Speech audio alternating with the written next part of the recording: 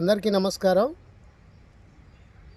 ఇగో ఈ చెట్టు ఏందంటే దీని పేరు పిప్పి చెట్టు అని అంటారు. ఈ చెట్టు ఏం పని చేస్తుంది అని చెప్పనంటే, రైతులు పొలాలకు మరి కంచెలల్లో అడవులలో పోయినప్పుడు వాళ్ళకు ప్రమాదవశత్తు అవి పాములు గరిచినట్టయితే, పాము కానీ పురుగు కానీ ముట్టినట్టయితే దీని ఆకులు ఇగో ఈ రకంగా తెంపుకొని బాగా నలిచి 3 చుక్కలు ఈ ముక్కులో వేస్తే 3 చుక్కలు ఈ చెవిలో వేయాలి. వేసినట్టయితే ఎమ్మటే మనిషి ఒక 10 నిమిషాలల్లో మేల్కొంటాడు. 10 నిమిషాలల్లో మనిషి బాగా అయిపోతాడు. బాగా జలుబురు అనేది కక్కేసి మంచిగా అవుతాడు. పాము విషయం అనేది ఇగో ఈ పిప్పాకు చెట్టుకు మాత్రమే ఉంది.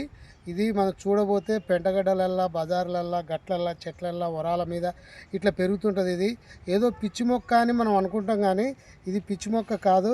ఇది బంగారం అన్న దొరుకుతుంది, కానీ ఇది దొరకదు. ఓ టైంలో ఎండాకాలంలో అసలు దొరకలేదు. చాలా కష్టం.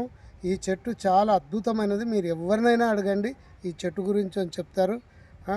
ఇది మా అనుభవంతో చెప్తున్నాం. మా వంశపారంపర్యంగా వచ్చినటువంటి వైద్యాన్ని ఇప్పుడు నేను చెప్తున్నాను.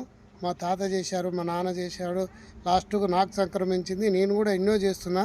మా ఊరు మోత్కూరు మండలం దాచారం గ్రామంలో గట్టిన రైతులకు ఎవరికన్నా పాములు కానీ పురుగులు కానీ కుట్టినట్టయితే మేము ఈ రకంగా వైద్యం చేసి ఇదే చెట్టు పోసి వాళ్ళని బ్రతికిస్తున్నాం.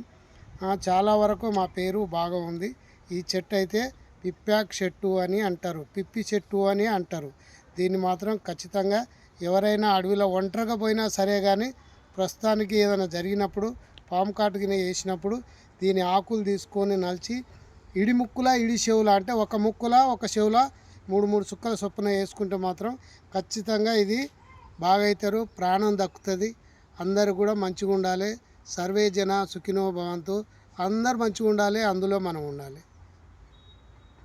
ఓం నమః శివాయ.